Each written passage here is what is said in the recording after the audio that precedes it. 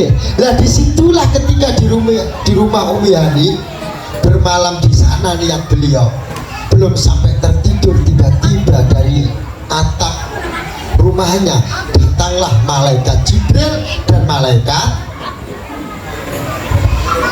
Sopone. Malaikat siapa? Temannya malaikat Jibril. Sudah, yang kecil-kecil ini dengarkan ngajinya Gus Isom betul-betul. Nanti tak kasih pertanyaan, yang bisa jawab 100.000. Cocok? Taruh HP-nya, oke? Dengarkan betul-betul ngajinya Gus Isom. Nanti kalau ada pertanyaan biar bisa jawab. Untuk anak-anak ini, bapak, ibu-ibu dan bapak ini, ya, saya sediakan 200.000 untuk 2 orang. Dengar, biar anak kecil biar dengarkan itu butuh biaya. Itu yang diajarkan Rasulullah seperti itu.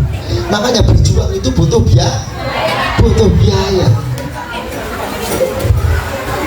Gimana?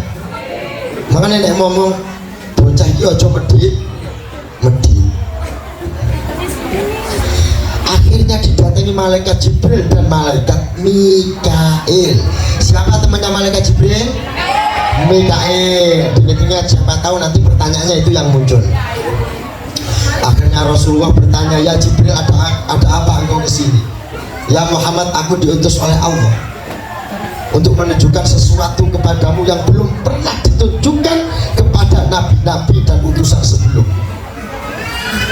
Kalau itu memang panggilan Allah, ayo berangkat. Akhirnya dibawa ke Mekah.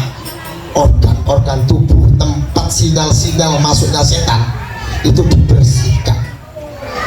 Karena Rasulullah ini manusia biasa, jadi komponen batiniahnya itu ya juga ada sinyal-sinyal yang menangkap bisikan setan itu ada. Akhirnya sinyal tersebut dihilangkan, dioperasi, dicuci dengan air zam-zam.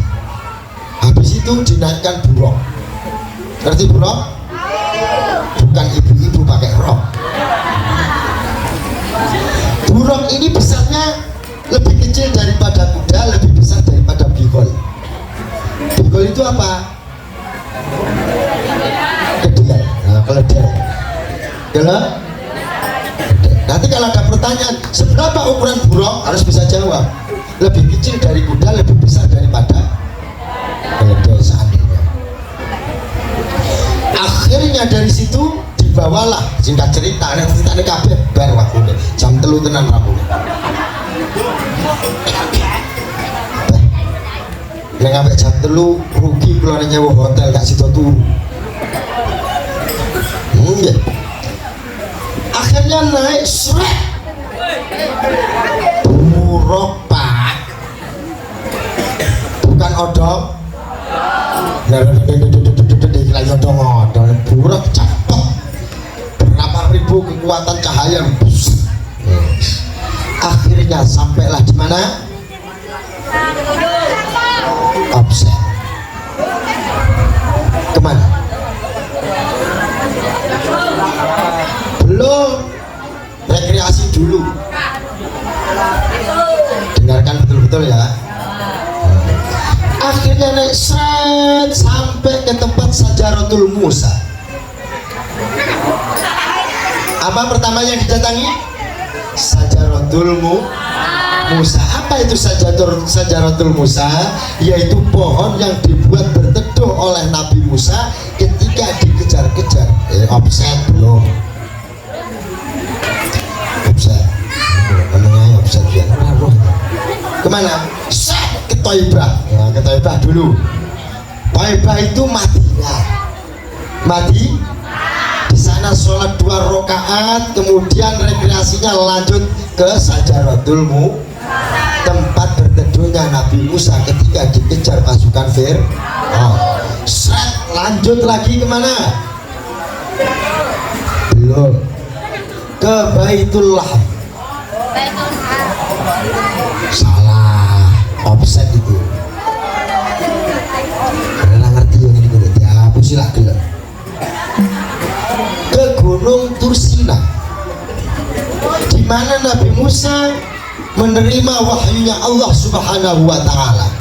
Ketika Nabi Musa menerima wahyunya Allah, akhirnya gunung Tursina bergetar sampai retak, Nabi Musa terbentak. Dan di Samarinda ini ada orang ajarannya aneh, bisa ketemu Allah bayar 3,5 juta. Lalu Nabi Musa dengar kalamnya aja kebar, ini bisa melihat Allah 3,5 juta. Ya, pengen tahu Salman markasnya di mana?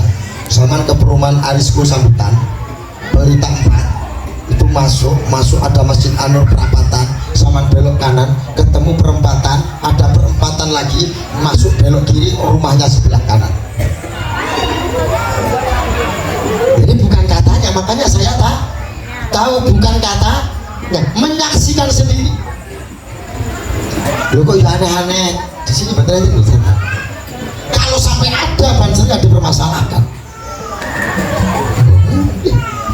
Ngono kuwi banser mengamankan akidah Ahlussunnah wal Jamaah. Kemudian habis dari Bukit Tursina lanjut kemana? Baitullah. Apa itu Baitullah? Bethlehem, tempat lahirnya Nabi Isa. Apa tempat lahirnya Nabi Isa namanya? Baitul Laham. Lam hamil. Di situ sholat 2 rakaat langsung lanjut baru ke Masjidil Aqsa. Buat singkat cerita di Masjidil Aqsa seperti yang diterangkan seperti biasanya. Di situ ada sebuah konferensi para nabi dan utusan dan para malaikat. Kemudian Nabi Muhammad ditunjuk oleh malaikat Jibril menjadi imam sholatnya. Disitulah Nabi Muhammad diangkat di nomor tentara itu diangkat nomor namanya Bang. Dilantik menjadi Sayyidul Anbiya wal Mursalin. Ya, Bot, Malih. Ini perjalanan Isra namanya. Kemudian dari situ baru perjalanan Mi'raj. Perjalanan Mi'raj dari situ sebelum ketemu pintu langit pertama, Nabi Muhammad SAW di situ dilewatkan surga. Bayu surga itu wah, wongnya ayu itu tadi. Jadi ketika naik itu bidadari di kanan kiri itu menyapa Nabi Muhammad. Nabi Muhammad salam kepada bidadari tersebut. Bahkan di dalam kitab ini dijelaskan, secantik-cantiknya orang di bumi ini tidak ada yang mampu menyaingi kecantikan bidadari. Jangan kecil hati yang pesek-pesek, yang mancung aja patah hati kali itu sudah, apalagi yang pesek. Makanya Bu sama jadi wong wedok aja kemeliti. Ayune ra sepi, ayu itu. Nek bojone sampai dadi bojo sing soleh, wis gelem nyambut gawe, gajine yo dikekne, nek ngomong yo ora pedes, yo gak ngaplokan. Tidak suka main tangan, yo ora selingkuh. Gitu yo ora mendem. Paling jajane yo ngopi karo rokok, paling karo remi dan kadang ngono ae. Lha remi ya dosa boten sing dosa totoane. Remi ini boten dosa. Mulai sampean iki nek ngomong ora karu-karuan. Iling nek wong lanang sing sabar ngedepi cerewete ruwete wong wedok bidadari antri, Pak. Nunggoni jenengan ning swarga. Nggih. Lilo sampean. Gak lilo ta? Makanya sampean aja nemen-nemen karo wong lanang. Itulah kenapa perempuan disuruh taat kepada laki. Walaupun jenengan pesek nyuwun sewu, bojoku ora bangir dadi los padha. Kalau bojoku cowil ning mburi kan. Cowil tak mburi karo panitia peh.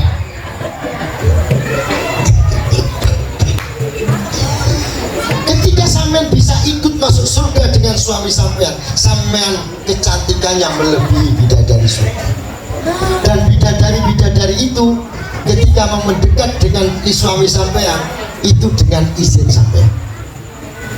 Tapi ingat di sana sudah tidak ada sifat cemburu, los bojone bareng-bareng.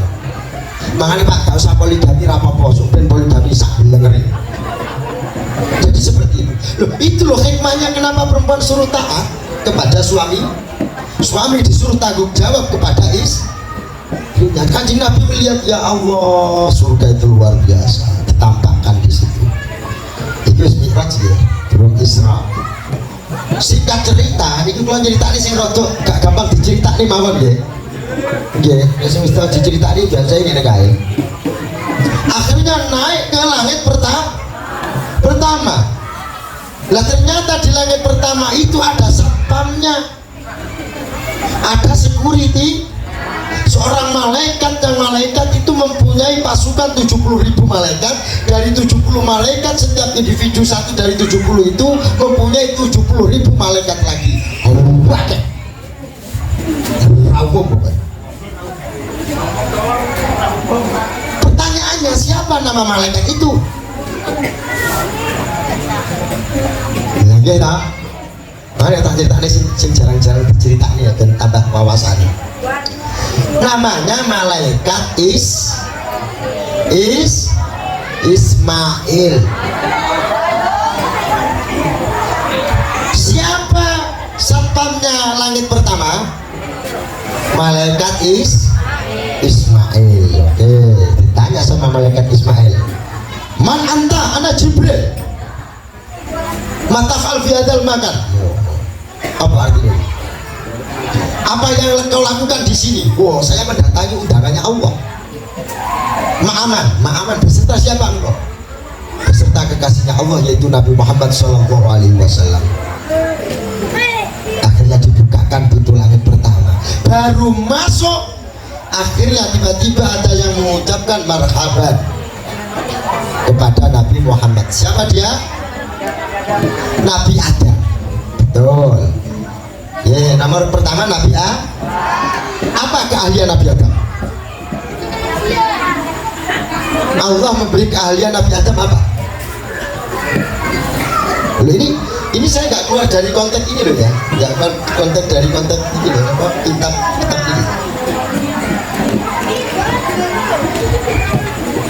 Allah memberi kelebihan kepada Nabi Adam itu ahli pertanian.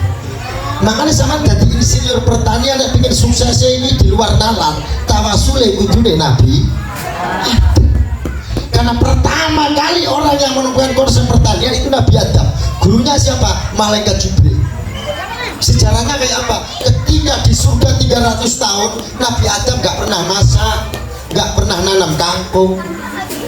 Karena di surga malam ainun rat, malam udhunun sami'at, tidak pernah didengar, tidak pernah dilihat, pokok pengen ada. Penak ning swarga. Akhirnya diturunkan di bumi dengan kasus yang masyhur itu. Akhirnya perutnya merasa lapar. Bingung, ditanya malaikat Jibril, kenapa ya Adam? Aku lapar. Aku lapar. Akhirnya sama Nabi Adam sama malaikat Jibril diajari bertani. Apa yang ditanam pertama kali? Pertama kali yang ditanam manusia di bumi ini. Selainnya itu kan memang sudah disiapkan oleh Allah, tapi dengan wasilah ditanam manusia pertama kali di bumi ini adalah gandum. Gandum. Pertama apa yang ditanam Nabi Adam? Gandum. Oke, gandum. Sudah. Makanya di situ hikmahnya apa? Manusia laki-laki iki dikongkon kerja koyok Nabi ojo kur tengok ngopi mas, iki kudu swarga mas. Tengok dikira kerja ini orang ibadah apa piye? Kerja niki ibadah. Ora penggur turatu. Malah wingi niku pengisi teng pundi to, Bro? Enek wong iki jawab iki dadi kula nggih kudu guyu. Apa kelebihannya Nabi Adam yang diberikan oleh Allah bikin anak katanya. Jauh betul dong rasanya. Ya kan pikiran analoginya kan anaknya memang banyak tapi gak kuwi maksudnya. Ya toh?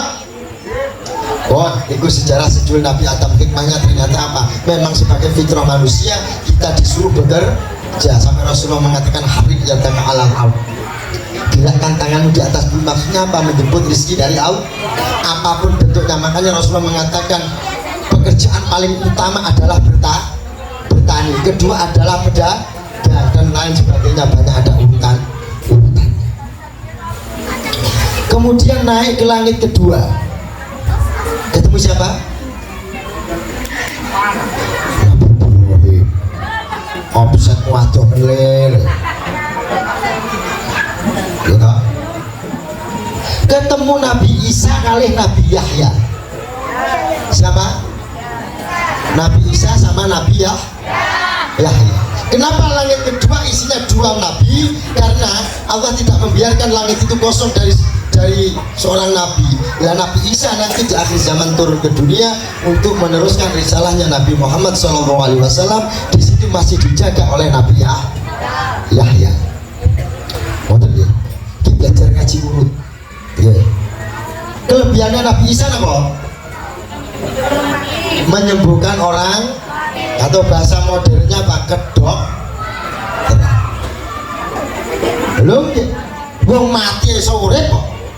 Bahkan ulamanya Nabi Isa itu bisa menghidupkan orang mati.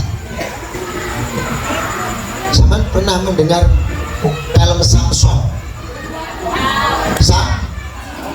Samson. Sebenarnya Samson film itu diambil dari kisahnya umatnya Nabi ulamanya Nabi Isa. Ulamanya Nabi Isa lo nabi.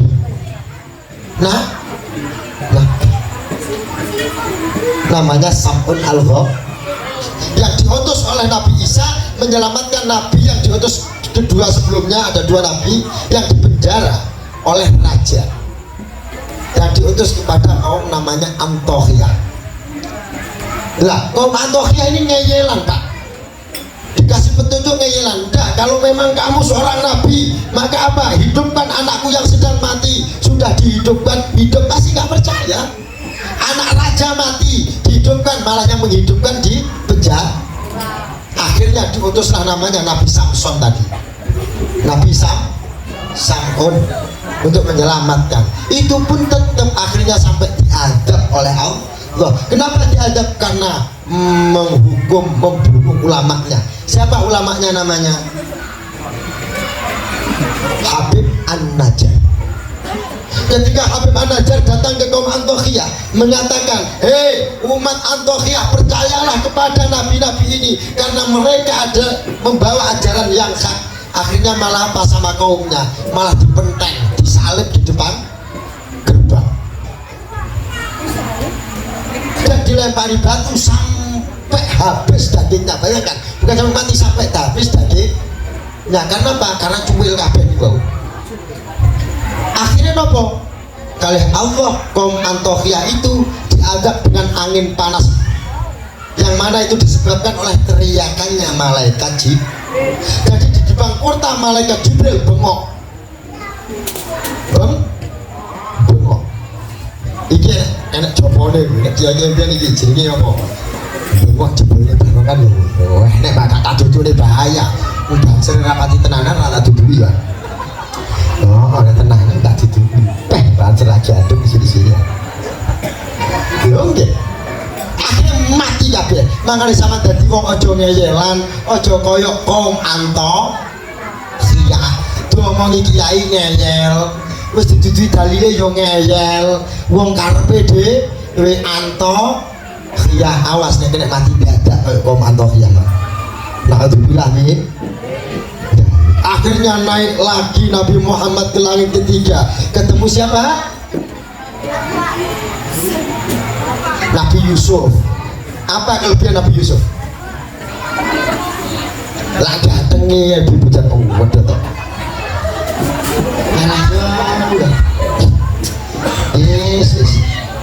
tahu ini ngombene iki wis sponsor kelas segar aqua teh vodka sing iki sing bener iki Kali Jaya panas gak dibuka ikhlas kurang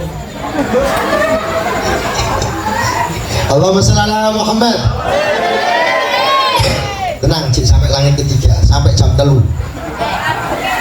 kalau seneng cocok dengan ini nek kafe mulai disik rawani mergo aksesi bermikir terus dalane di grup Ibransel guru-guru tak nganti jan asem tenan iki selanjutnya